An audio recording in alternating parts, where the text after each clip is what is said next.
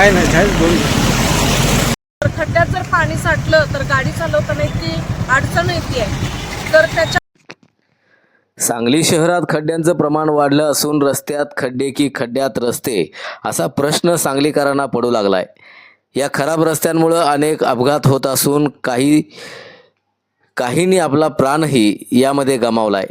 सांगलीतील Kolhapur road, bypass चौक, कृष्णा नदीवरील नवीन पूल, माधवनगर रोडवरील रेल्वे पूल यावर खड्ड्यांचं साम्राज्य असून लोक जीव मुठीत घेऊन प्रवास करतायत.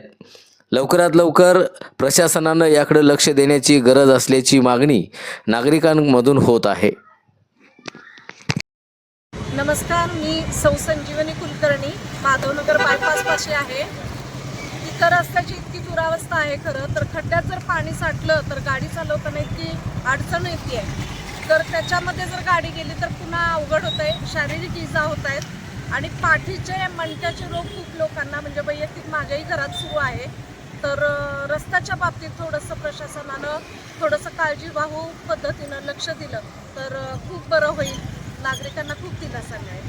स्ट्रीट लाईट पण नाही आहेत, रात्री येताना त्रास होतोय का? रात्री येताना सुद्धा अंधार असतो. या बाजूला बायपास केलाय, चांगली गोष्ट आहे, सोय झाली, पण तिथं जर लाईटची व्यवस्था झाली तर पथदिवे बसवलं तर जास्त बरं होईल अशी विनंती आहे. खड्ड्याचा रस्ता हेच कळणार. सांगली महानगरपालिकेला काय एवढं कळणार?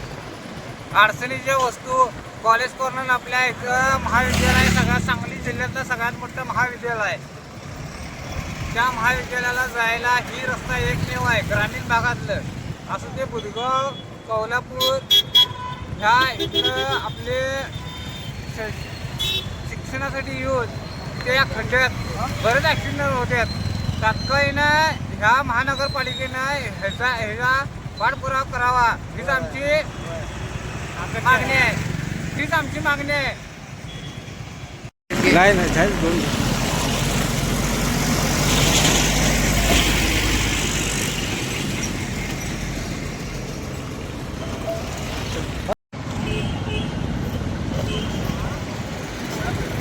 रस्ता बांधा सगळा.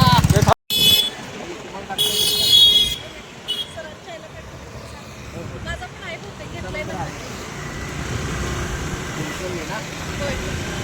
आपण